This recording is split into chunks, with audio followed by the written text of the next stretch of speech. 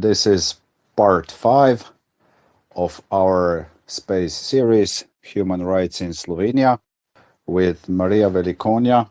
We are discussing for the 5th time rather belated topics, but alas, in Slovenia we have to do it as a nation, as a state.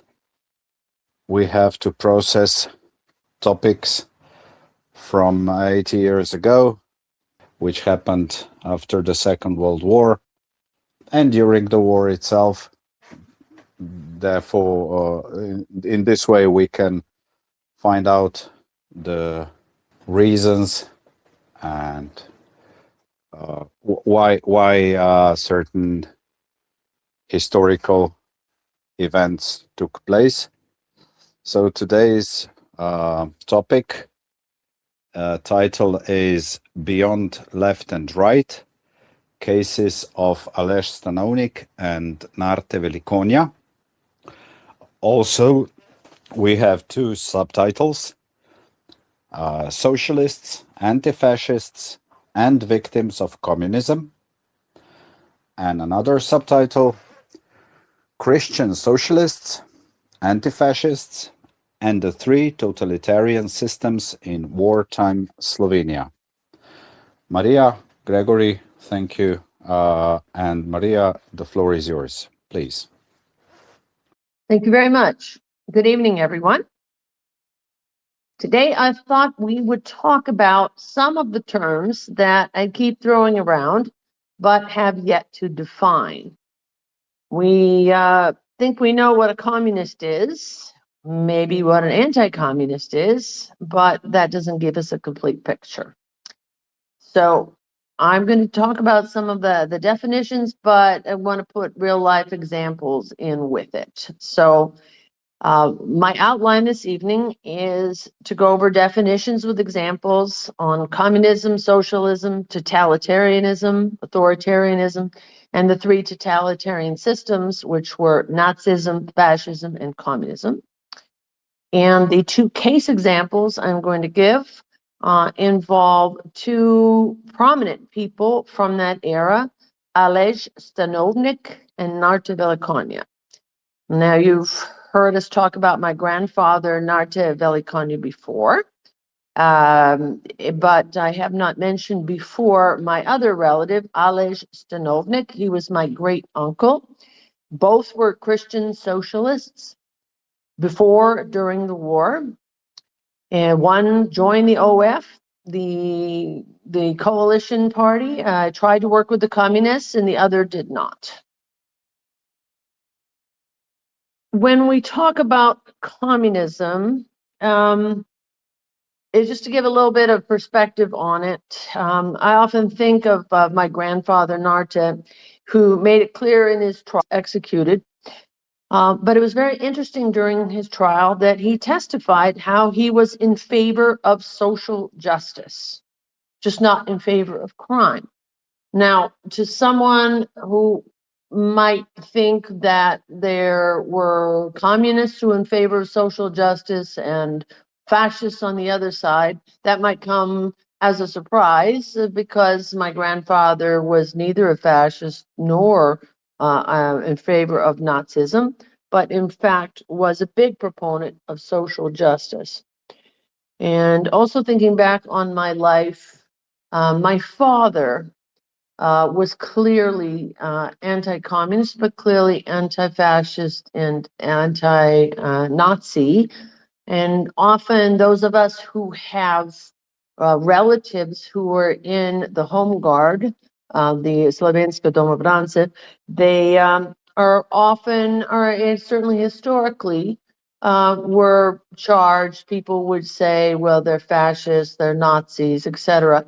But if you think about a person, their characteristics last over a lifetime, really. I mean, they're not just one way for a 4-year period and then completely different for the rest of their life. And my father often would voice strong opinions when we were young and growing up on economic and social justice. In fact, when we didn't know much, we thought, well, that's sort of close to communism even. He wasn't a communist, but he certainly believed in that form of socialism. When one reads about these kinds of anti-communists, my father, Aleš Stanovnik, Narte Velikonja, it becomes clear that these anti-communists are not what we say in English, clutching their pearls. They're not demanding the right to exploit people economically.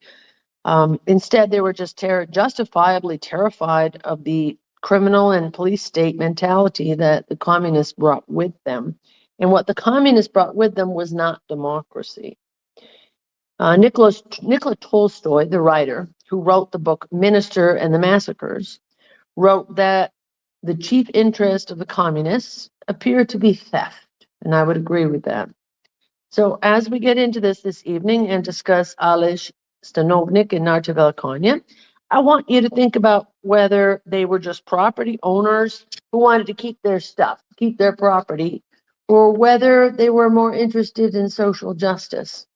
But I have to say the idea of Narte Velikonja wanting to hold on to his economic wealth is just laughable because he had absolutely nothing. My father's family was very poor. And in fact, after Narte Velikonja was arrested in May 1945 and taken to jail awaiting trial, those of you who are familiar with how OSNA worked before UDBA, after someone was arrested, they would come and confiscate their assets. Well, they came to the apartment, Narte Velikonja is my father's, their apartment, and they searched and they searched and they found absolutely nothing. He owned no property, he owned nothing of worth, and they went away empty-handed and very disappointed. Now, Aleš Stanovnik and Narte Velikonja were both also anti-fascist. Keep in mind that the Liberation Front in Slovenia, what became the Communist Party, held itself out as a coalition, certainly during the war. But this coalition was actually a deception. It masqueraded as a coalition. The reason that both Stanovnik and Narte Velikonja were killed was because they were socialists. They believed in socialism. And they represented a threat in that way to the Communist Party. And when I get into this later, I'm going to tell you something I know about Aleš Stanovnik that the public does not yet know. And I know this because it is my family.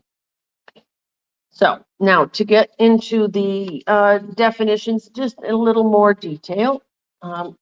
Communism and socialism.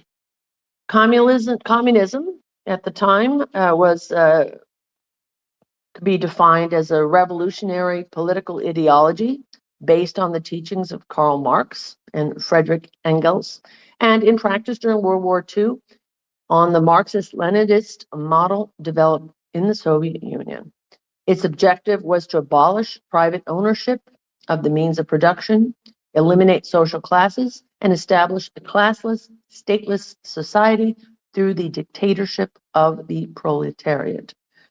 In Slovenia during World War II, the Communist Party viewed armed revolution as a means not only to liberate the country from occupation, but also to seize political power and transform the society into a socialist state, which would be used as a step toward communism. Socialism is different. It's an economic and political system in which the state or society owns or controls major industries and productive resources. The goal is to promote economic equality and social welfare. During and immediately after World War II, the Communist Party of Yugoslavia regarded socialism as the transitional stage between capitalism and the eventual achievement of communism.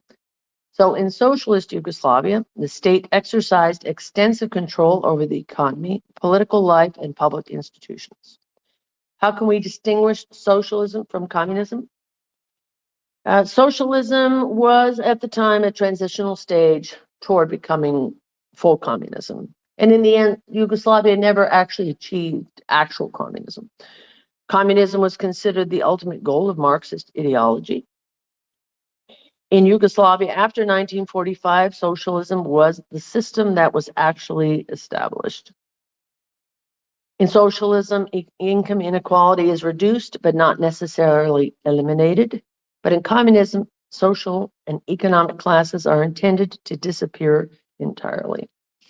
But communism remained the long-term ideological objective rather than a fully realized system in Yugoslavia. Now, in the Slovenian context, during the occupation of Slovenia, the Communist Party did not publicly present its struggle solely as a communist revolution. It operated through the Liberation Front of the Slovene nation, and it sought to unite a broad coalition around national liberation. At the same time, internal party documents and later historical scholarship shows that the Communist Party had two dual objectives: the military defeat of the Axis occupiers and a socialist revolution leading to communist rule. Following the end of the war, May 1945, Yugoslavia became a one-party socialist state under Tito. Now, socialism and totalitarianism, which I'm going to actually define a little next, are different concepts and they can coexist. Socialism, however, it's important to remember, is primarily an economic system. Who owns and controls the means of production and how economic resources are allocated. Communism, it speaks more to a political form of government, which is related to totalitarianism, which describes a system of political power. It's not a contradiction to say that post-war Yugoslavia was both socialist and totalitarian. I also want to mention that, of course, there was terror and brutality in Yugoslavia under communism. Yugoslavia employed mass executions, political imprisonment, confiscation of property, censorship, surveillance by the secret police, or OZNA, then UDBA, and suppression of religious and political organizations. These practices are characteristics of a totalitarian or a highly repressive authoritarian regime. These do not represent socialism as an economic theory. So we need to look at a country really from two sides. What is the economic model? And then what is the political model? Economic can be socialist, it can be capitalist, but the political model can be democratic or it can be totalitarian, authoritarian, communist. Just a little more into totalitarianism and authoritarianism.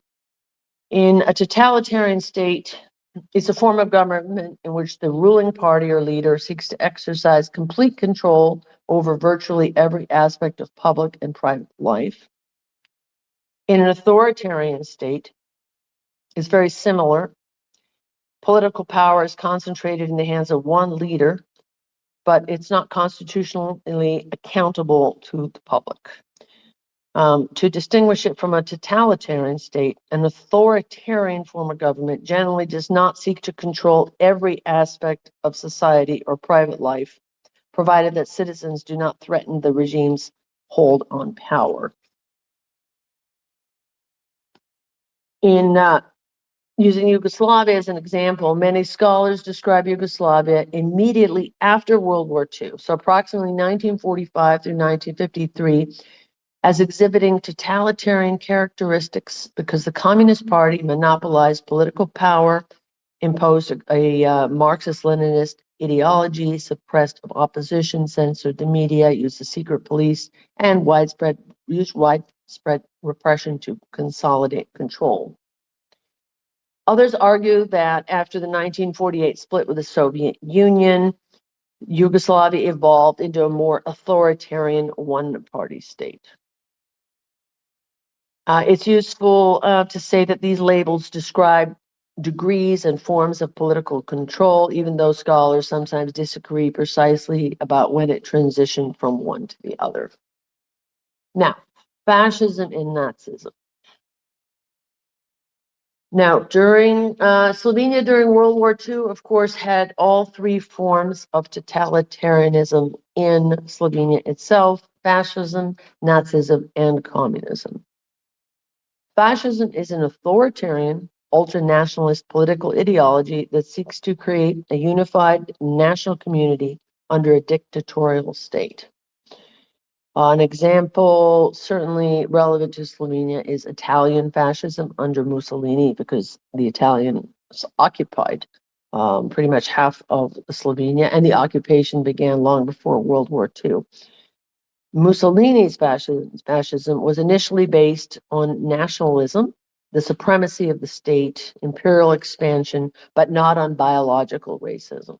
Beginning in 1938, under growing German influence, Mussolini adopted Italian racial laws.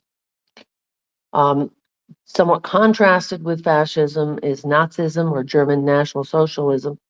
It placed race at the center of its worldview.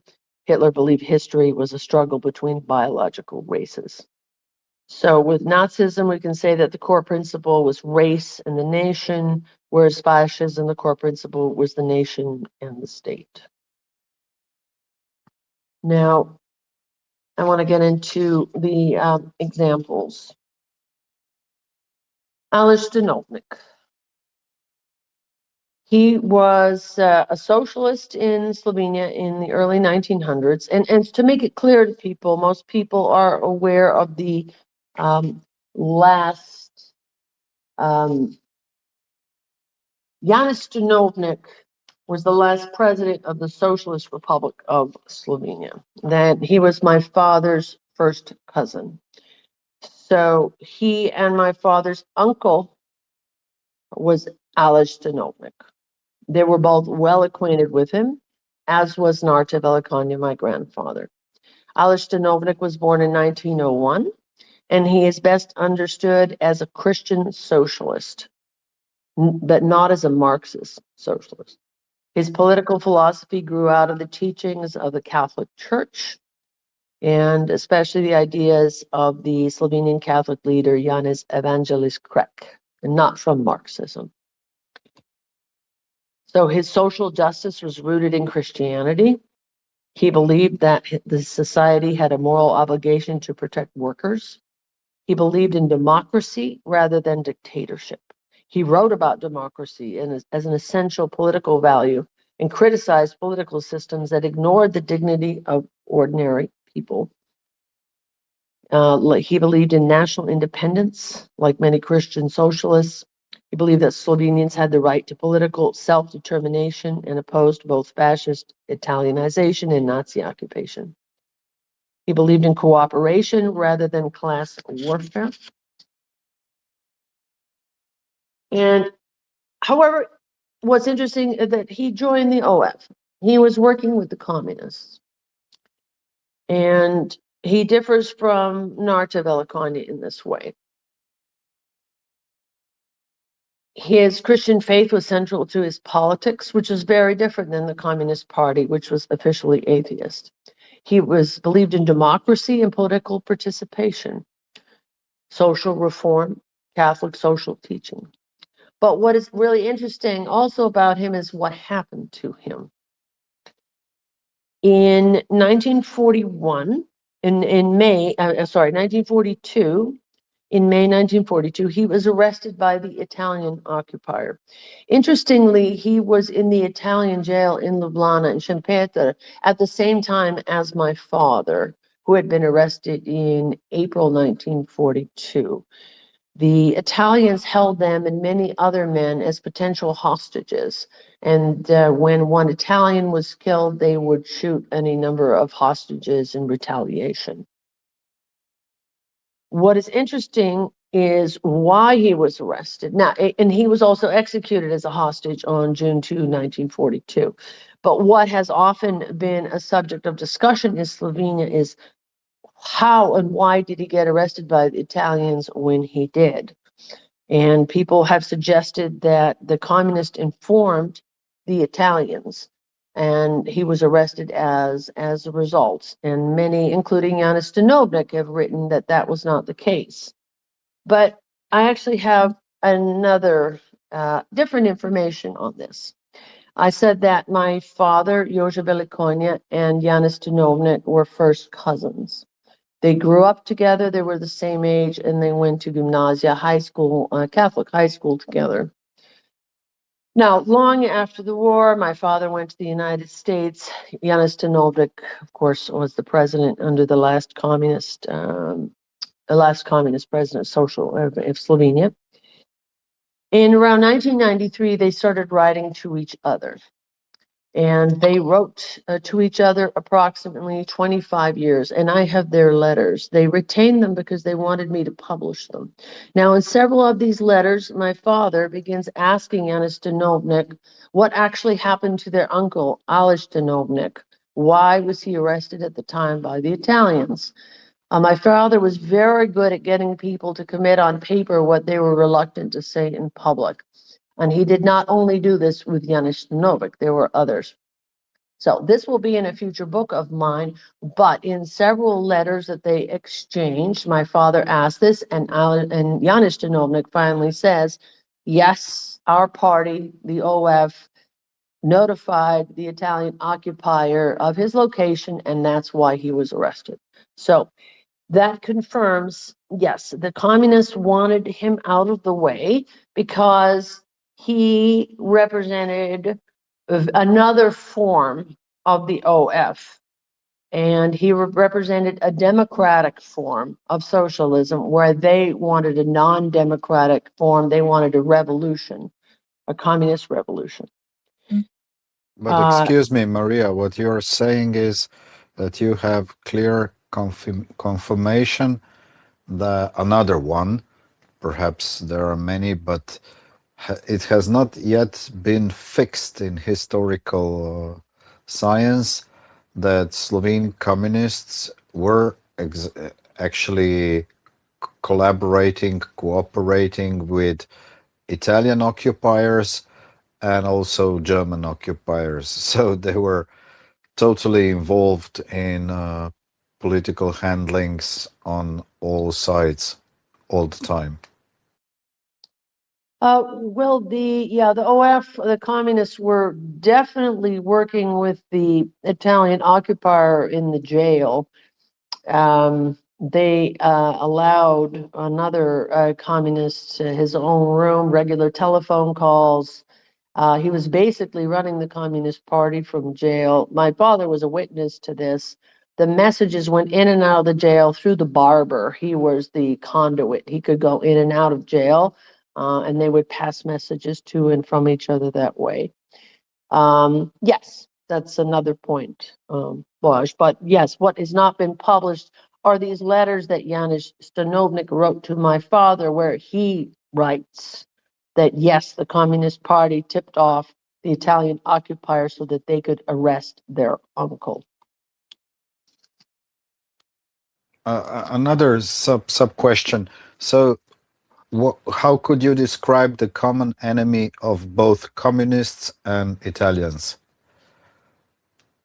Was it Slovene nation as such, or who were the prime targets of both those groups? Obviously foreign to Slovenian socialist thought. Yeah, well, clearly the primary enemy for the communists and the OF at the time were the anti-communists, not the occupiers. Everyone knew the occupiers would eventually leave. So what the communists were after was a permanent revolution, a communist state, a government. And the anti-communists represented their largest threat, in particular, people such as Aleš Stanovnik, who were prominent, people were following him, and he was working within the party. He wanted to unite it against the occupier. So I would say that there's a difference that you just pointed out there too. Whereas the communists found their biggest enemy were the anti-communists. Aleš Stanovnik, for him, it was the occupier, very clearly. As to what else they had in common, I have not analyzed that part. I could analyze and discuss that another time regarding the Italian occupier. But I want to reiterate on Aleš Stanovnik that he was a devout Christian, a Christian socialist, but due to his views and positions that differed from other Catholics, because he was a Catholic, he came into conflict with the various parties, the SLS parties, and he had been associating with the communists long before the war. He collaborated with the Christian Socialist Trade Union, the Yugoslav Professional Union. He ran on municipal ballots as part of the opposition to the SLS. And in 1938, he also ran for the National Parliament ticket on the Peasants' Party. So he believed in the National Front as a coalition. He wanted it to be coalition. He wanted Christian scientists. He thought that Christian socialists had an important place within it. But again, I want to reiterate the point that the communist deception about the Liberation Front, it masqueraded as a coalition. It did not want to be a coalition. We've said many times that they didn't want the Home Guard, the other parties, when they approached them to work together against the occupiers, they all said, no, we're the only ones who are in the opposition. And they also did not want people like Stanovnik.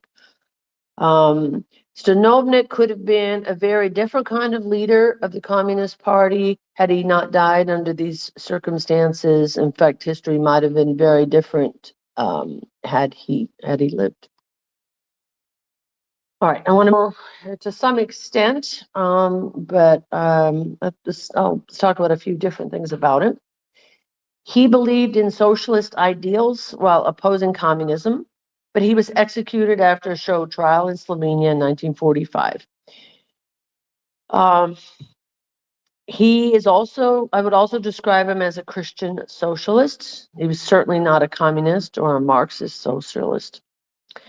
His views also appear to fit within the tradition established by Ioannis Evangelis Krek, and later represented by figures such as Aleš Stanovnik. So they were very similar in that way. They just had a different approach on how to coalesce against the occupier. But as far as their social and democratic stances, they were very similar. The movement that Narte Velikonja followed sought social justice, protection for workers, while remaining committed to Christianity, democracy, and private property. Today, we might describe him as a Christian Democrat. So he was a Christian socialist. He believed society had a moral obligation to care for the poor, workers, families, rather than Marxist ideology. In fact, the job that he had immediately before his execution during the war was a very socialist program, distributing aid to winter aid to and food and clothing to people during the war in Ljubljana. He was certainly an anti-communist. He was a social reformer. He supported reforms to reduce inequality, and he did not advocate abolishing all private property. He was a Democrat. He favored government based on law, representative institutions, rather than rule by a revolutionary party. And he was a humanist. His writings emphasize human dignity, moral responsibility, and culture over ideological conformity. He was the president of the People's Theater before the war. He was very proud of the little cigarette case and the little gifts that they gave him. He was extremely fond of the theater. My father talked fondly about the theater that he would frequently go to with his father. And the reason Narte Velikonja was prosecuted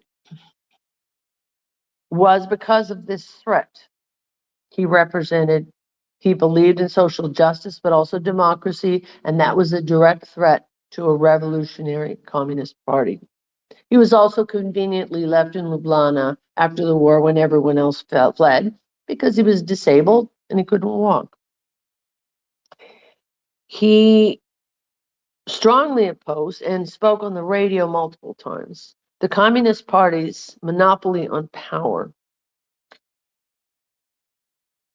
He believed that it was entirely possible for someone to believe in social equality, advocate workers' rights, support elements of socialism while simultaneously rejecting communist revolution.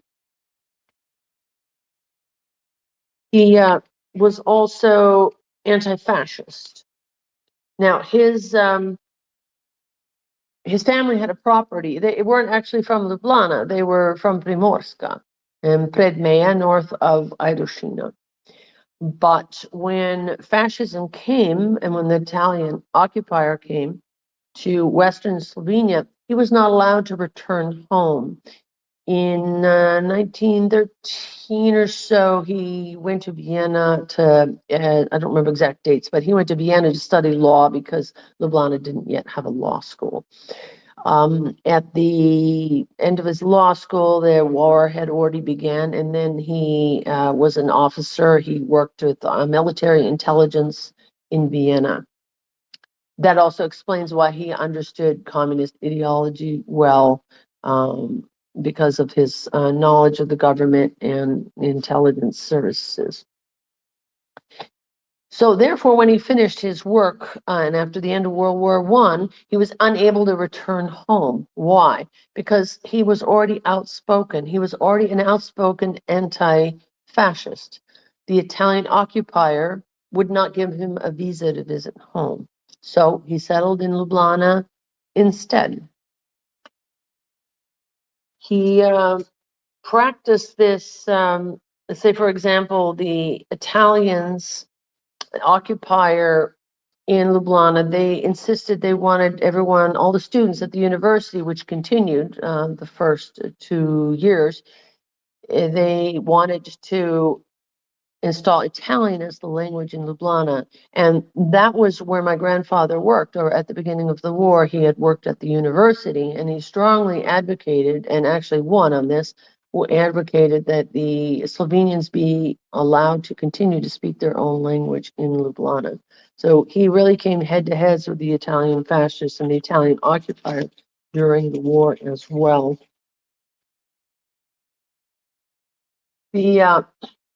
I want to give an example of another. I said earlier that a person, their philosophies, political philosophies, you don't only express that in your life for a couple of years.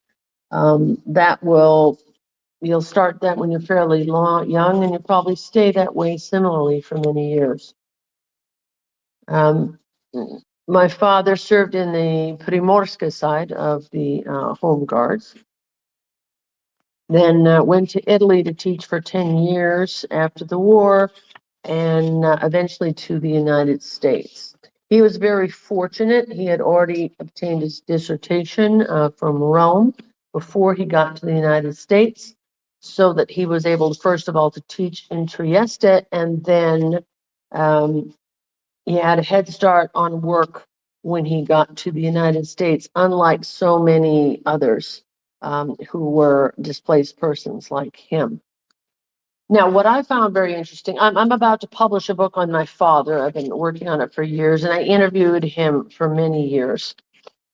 What I found fascinating was when they first got to Cleveland, 1955, he had to work like other refugees in whatever job he can get while he learned English. He worked for a drill press company, but then he went to University of Chicago to redo his PhD. They told him he didn't have to, and he got a job very quickly, 1960 already, 5 years after immigrating, maybe even before he got citizenship. He was already chairman of the department at the University of Southern Illinois in Carbondale, Illinois. And what he did in his, when he became chairman, to me speaks volumes about his character. He integrated the department. Now, the United States at this time when my parents arrived was still discriminated against African Americans by law. African Americans or blacks were required to sit in the back of the bus and the back of the train. They were often not able to use restaurants and sections at the same time as white people were. Now, my parents had an immediate shock when my father was studying at the University of Chicago, because that's in the southern Chicago, which at the time was almost 100% African American, and that's where I was born. They were very used to being the only white people in the neighborhood. And they were, it's hard to describe how astonished they were that the United States would behave this way. And their view was, we didn't escape Nazism, communism, and fascism to come to the United States and find the same thing going on in the United States. So when my father had the opportunity and was in charge at the University of Southern Illinois, he started integrating the geography department. He started hiring African Americans, and this is over the objection of his dean. He was known as many other universities. I forgot to say, the United States then mandated equality and got rid of all these discriminatory laws. But in 1960, 1961, my father started this long before it was mandatory. There would be many conferences for academics in the region in the Midwest. And he told me that the African American academics, graduate students, they're not allowed to attend conferences. So he would get them in. They would call him and he would figure out a backdoor way to register and get them in. And he was very active in that. Anyway, my point in describing him as a third example in Nazism, right? That's completely opposite of what Nazism stands for. He was not a fascist. And yet people like him in the Home Guard still for 80 years are labeled this way. It's not why they joined the Home Guard. They joined the Home Guard because they were opposed to the terror and the criminality of the communists. And I have been discussing these differences now for 45 minutes. So now I'm going to hand it over to you, Blaž. I just want to say a little summary. I have to remember to give a summary. Okay, so people like Aleš Stanovnik were eliminated by communists because they were only socialists. They wanted economic equality for all, but a democratic type of system. Communists believed in theft, but they also did not believe in a democratic type of political system. At that time, socialism was not communism. Socialism was an economic system. Communism was a political type of system, and totalitarianism also describes a system of political power. There's no contradiction in saying that post-war Yugoslavia was both socialist and totalitarian. After 1945, Yugoslavia was a socialist, one-party totalitarian state. Its economic system was socialist, while its method of governance was totalitarian. All right, and that's my part on this section. If we have time, I have other definitions I want to go over, but I'll give her over to you now, Blaž. Well, as usually, I write down a few thoughts which I can add, and then surely Gregory can have a contribution. You mentioned the coalition of Liberation Front, Osvobodilna Fronta, and by the way, Spain leads 1-0 against France. It's football time in the world. So this technique, communist technique of coalitions and fronts, common fronts, is used also in Slovenia today. They always present themselves as some movements of larger than life groups. And another technique which is also deceitful is speaking about classless society. So just one class and everybody is the same in communism, while the practice itself shows immediately that there are either proletariat, Maria mentioned under the dictatorship of the proletariat, and what is dictatorship if not some class dictating the other? So you already have a class of proletariat, or in even today in wealthy China, you have still Communist Party. And until 91, in Slovenia, there was one political party, almost until then. And yet, people today simply cannot regard the past times as problematic. And another deception, which goes to your claim of communists being in favor of theft. No, they were not, because they will use another word, and the word is distribution, redistribution. And it's in when you're dealing with communism and such manipulative political movements, you always have to have a dictionary with yourself at your side, decipher what they are talking about. And the last example how Slovenia is really delayed, arrested development is the term. If in Slovene you read, you listen to podcast on radio Ognišče, where it's the latest, one of the latest, when Bernard Nežmah and Jože Dežman discuss the work of, let's say, left historian Pieraci, what's Pirkovic, yeah? No? Well, what's his name? Jože Pirjevec, Pieraci.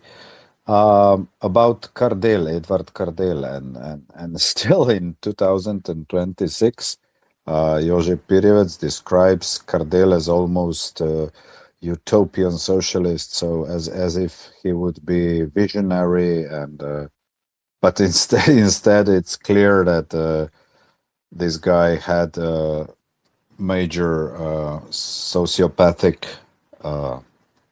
traits. And his words were that, in 70s or in 80s, he had a speech or something, and he said, yeah, at that time, that yes, we killed too few of those, and for example, from Argentina, they are making problems now. They're handling behind our backs, trying to dismantle this beautiful socialist communist utopia. So, and the very last thing, I heard, Maria, that you are quite successful now, becoming in publishing. So it's not just the article you had in Pravna Praksa, but it appears that your article next is scheduled on tomorrow in Mladika, which is in a magazine in Trieste.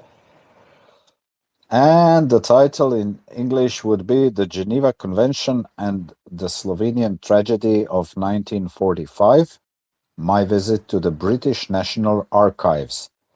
I will read now in Slovene the same title.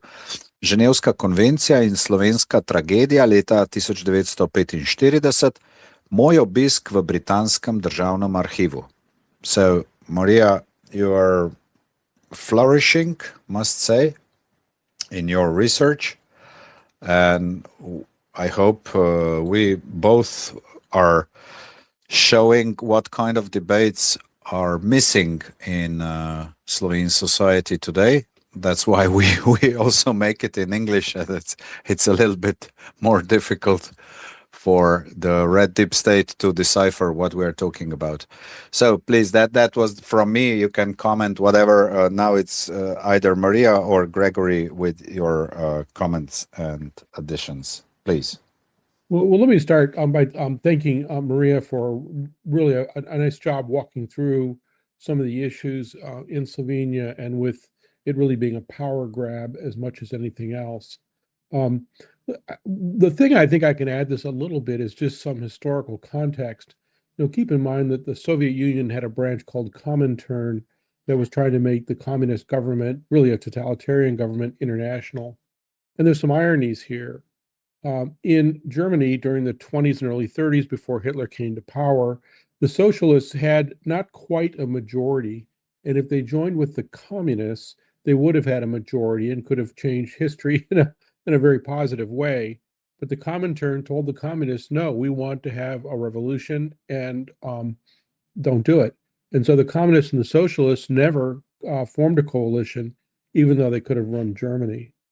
Then we run into the Soviet Union itself during the 30s, where it conducts all these purges in the military, of all things. And so they wipe out, by either execution or throwing them into prison camps, some of their very best, actually virtually their entire general staff, many of their senior officers, and huge numbers of things all the way down to the lower officer ranks. So that when World War II came, we saw things like when they tried to invade Finland, a much, much smaller country, it was a disaster. Now they won eventually due to sheer numbers, but it just showed that what they were doing was, not trying to promote communism at all. It was trying to eliminate any possible threat. And if there's any doubt of this at all, we need only look at the 1939 Molotov-Ribbentrop Pact. Here we have Nazi Germany and the Soviet Union, allegedly ideological opposites, but they're both totalitarian, agreeing that they're going to carve up Poland. They're not going to attack each other. And that only holds together for a couple of years, but it really shows us that the whole point here was it was a political grab. And even if we go all across Eastern Europe, and Slovenia is certainly not alone, Yugoslavia is not alone, everything up from Estonia on the Baltic Sea down through the Baltic republics, Poland, all the way into Hungary, you have this thing where they are not simply taking out, trying to establish fair elections. They're trying to wipe out anyone who could be an opponent of theirs. Unfortunately, Yugoslavia and Slovenia were caught up in the same thing, only under a different name, Tito, instead of some of the others. One other point Maria raised that was interesting, and it echoes a number of folks that I know in the United States. There were some very talented Slovenes who came to the United States after 1945, and a lot of them settled in the area where I currently live in Northeast Ohio. And when she talked about someone who had to go back and prove his academic credentials, I've heard that story countless times, where you have people who are college professors who come back and work as a janitor for a period of time until people figure out, oh, this person really knows what he's doing. And they would later rise to positions of prestige and power based on their talent. So the story she told is one of many that are positive for those of us who live here today. Blaž? Well, thank you. Maria, any comments? You're just writing down there what Greg mentioned, and I discussed about the communists' method of wiping out their opponents. I haven't researched it. Probably someone has. I wonder how much this was repeated in other than communist countries outside the Soviet Union. It's not something I've looked at. I don't know if you know about that, Blaž, or not, but I think it's an interesting question if it was a similar approach. Eastern Europe. Let me speak to that a little bit, and I'll use a really good example, which is Great Britain. At the end of the war, you had the conservative government. You had Winston Churchill, who was on a high because he had really, through just force of his own personality, caused England to stick in the war, and they won it. Well, does he get reelected? No.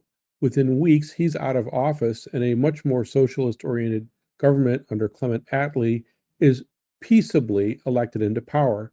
Winston Churchill is not only not killed, no one's killed. There's some social upset from that, but that was a peaceful transition of power. To the extent that France ever has a peaceful transition of power. You, of course, had Charles de Gaulle come back in as a hero, but again, he didn't come in and massacre his opponents. Spain's its own story. They were sitting out during the war, but and they had a nasty civil war in the late 30s, but again, they weren't really part of World War II. And they had a civil war, which is a little harder to pigeonhole here. Italy has had multiple changes of government since the collapse of fascism, when the Mussolini was first removed, and of course the Germans ended up coming back into Italy to take control. But at the end of the war, they had horrible economic dislocation. If you look at some of the movies made, like The Bicycle Thief, I mean, it is really horrifying how poor Italy was. And they've gone through countless changes of government, but again, no one's getting killed. They're to the extent possible, peaceable. There's no mass killing of the people on the other side.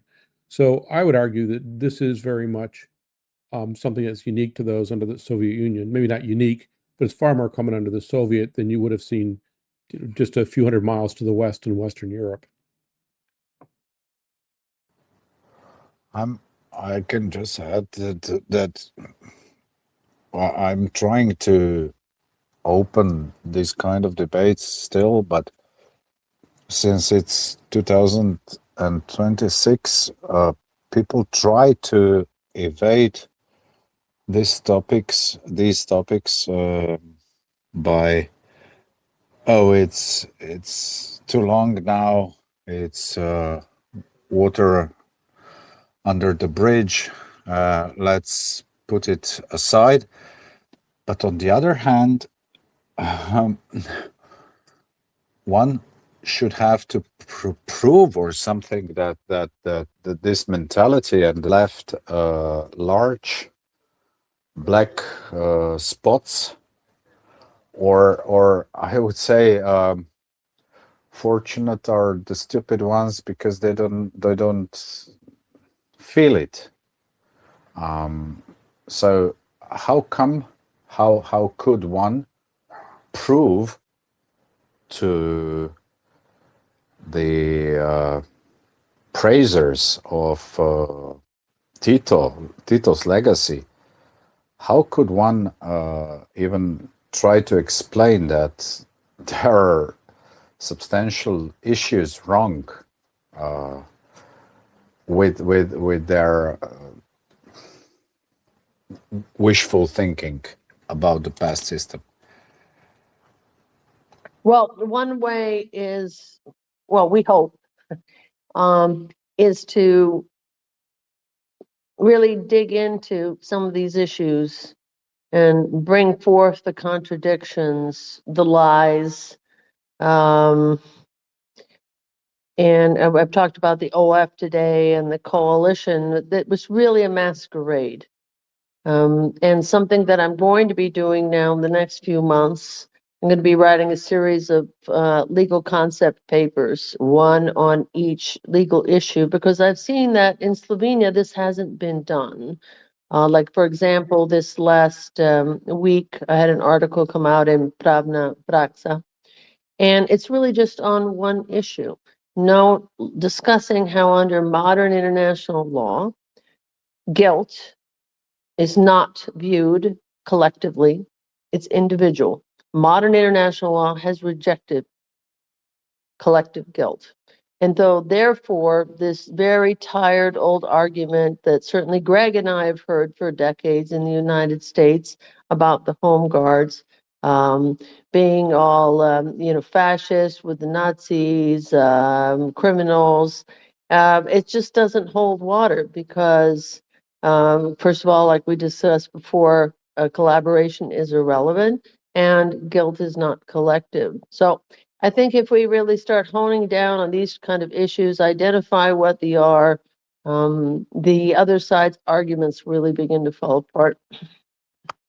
Well, again, let me point to some other. Just Gregory, just one addition. Sure. And in leading MSM, mainstream media in Slovenia, the narrative on national television, radio, and pop TV, who are the most important channels, the narrative is still holding up as if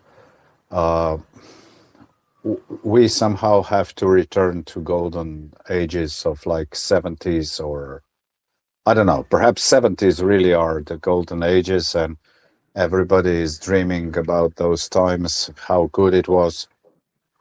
But how can one prove that they are deeply wrong if their experience of good life is holding still in their memories, at least?